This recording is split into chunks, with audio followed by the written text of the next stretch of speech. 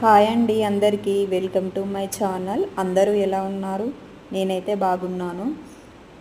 ఈరోజు నేను కూరగాయల్లో రారాజు అయిన వంకాయ మసాలా కర్రీ ఎలా చేయాలో చూపిస్తాను.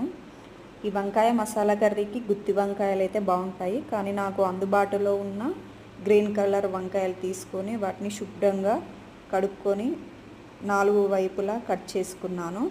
తర్వాత ఒక గిన్నె తీసుకొని అందులో నువ్వులు, పల్లీలు పచ్చివాసన పోయేదాకా వేయించుకోవాలి. తర్వాత ఒక కడాయి తీసుకొని అందులో నూనె వేసుకోవాలి. కట్ చేసుకున్న వంకాయలను ఫ్రై చేసుకోవాలి, డీప్గా ఫ్రై చేసుకోవాలి.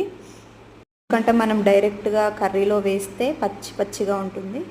తర్వాత అదే ఆయిల్లో ఆవాలు, జీలకర్ర, పచ్చిమిర్చి వేసుకొని అవి ఫ్రై అయ్యాక సన్నగా తురిమిన ఉల్లిపాయలు వేసుకోవాలి.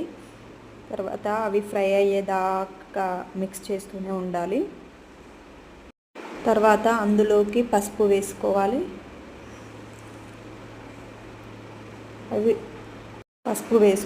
తర్వాత అందులోకి టమాటాలను 2 టమాటాలు తీసుకొని మిక్సీ వేసుకున్న ప్యూరీ వేసుకోవాలి.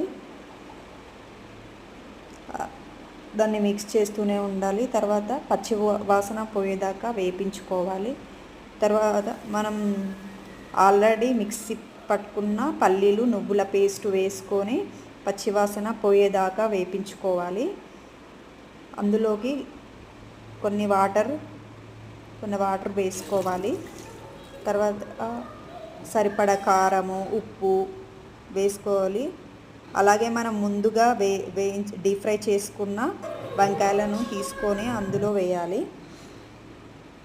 5 మినిట్స్ సిమ్లో ఉంచుకొని లాస్ట్లో కొంచెం కొత్తిమీర, మసాలా చల్లుకుంటే వంకాయ మసాలా కర్రీ రెడీ.